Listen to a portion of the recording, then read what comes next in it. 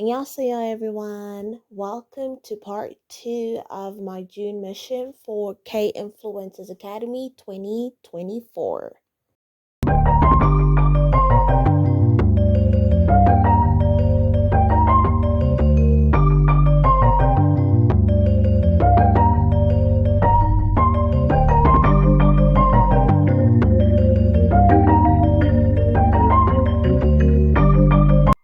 Let's kick things off with my number 5, and that is Flower of Evil, which is a mystery thriller starring Lee Joon-gi and Moon Chae-won.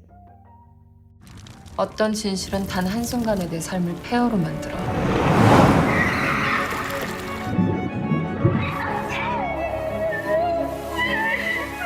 그 진실이 밝혀지는 순간이 언젠간 다가올 거라는 걸 알지만 왠지 저기로 한번 들어가면 다신 못 나올 것 같아.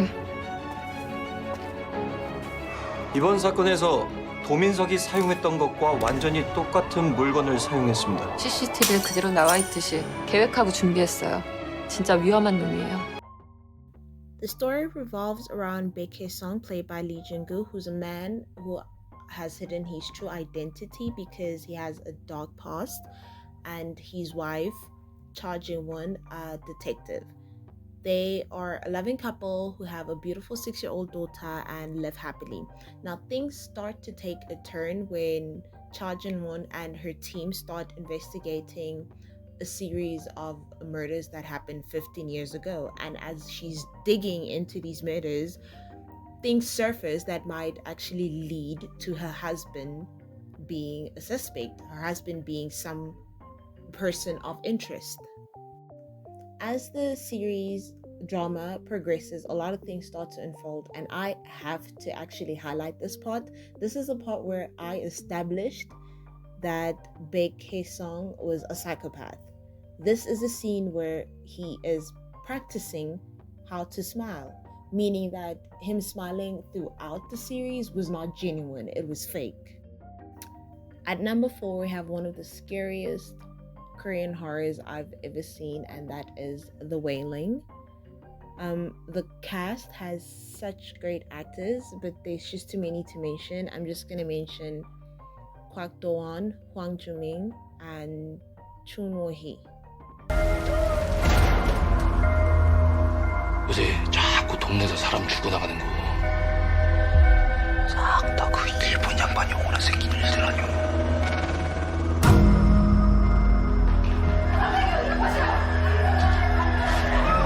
세상의 이웃이다. 내 딸 어디서? 잠만은 비상이요. 그때 진상의 사람들이랑 아까 무당한테 댕겨왔네. 집안에 귀신이 들었대요.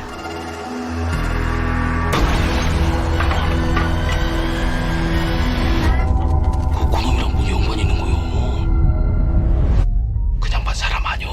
The story starts when a mysterious man arrives in a small village in South Korea, and as soon as he gets there, mysterious things start happening. That villagers start attacking each other, they start becoming deranged, and one of the people who becomes deranged is Hyojin, who is Officer Jong-gu's daughter. So now Jong-gu goes out to meet a woman called Moo Myung, who then tells him that actually these villagers are possessed, and they're possessed by the Japanese man, who's actually an evil spirit. Now at this point, strange things start happening, not only to the villagers but also to Jong-gu. He starts having paralysis, he starts having weird dreams. So his mother-in-law enlists help from a shaman called Yi Kwang, which is played by Hwang Joo-min. So together with Jong-gu and their other companions, they start hunting down this Japanese stranger. This movie does end in a cliffhanger, so I'm pretty sure sometime any day now they'll make The Wailing Part 2. Coming in at number 3 is one of my favorite thrillers of all time, Beyond Evil, starring Shin Ha-kyun and Yo Jin-gu. 사람을 죽였거든. 어떻게?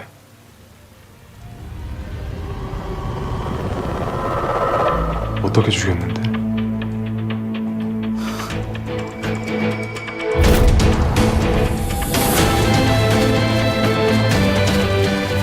여긴요, 비밀이 없어. 어디 있어?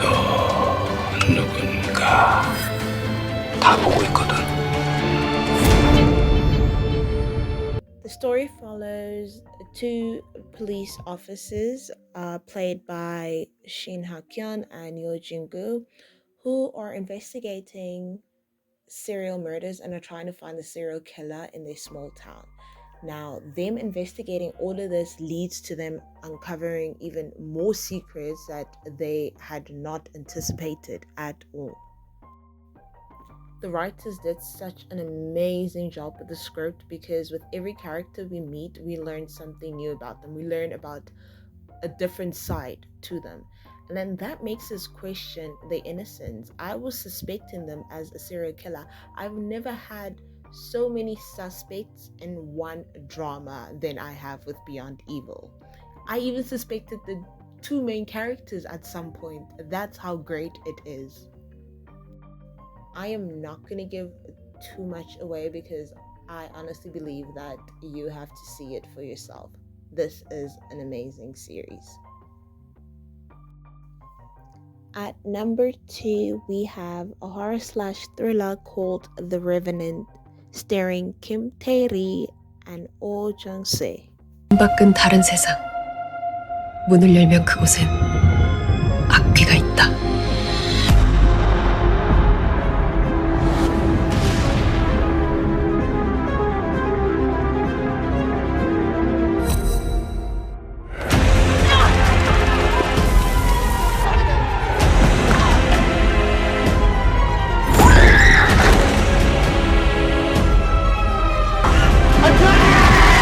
The Revenant follows the story of a young woman played by Kim Tae-ri who is possessed by an entity after receiving belongings from her late father. She, along with a professor of folklore who can see ghosts and spirit, embark on a journey trying to find out why certain suicides are happening in the city and also trying to help Kim Tae-ri get rid of this possession that is in her. This is one of the series where you actually end up feeling very sorry for the villain of the series. I'm not gonna give too much because this is also one of my favorite, and if you want to know what happens, you need to go and watch it.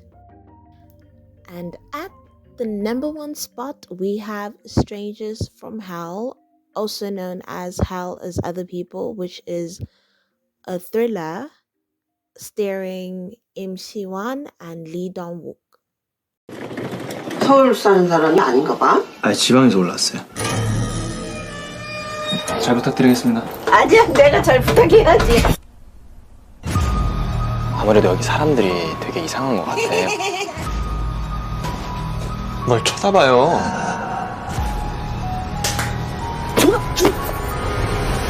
여기 이제 정말 좋은 청년들만 남았어, 그치?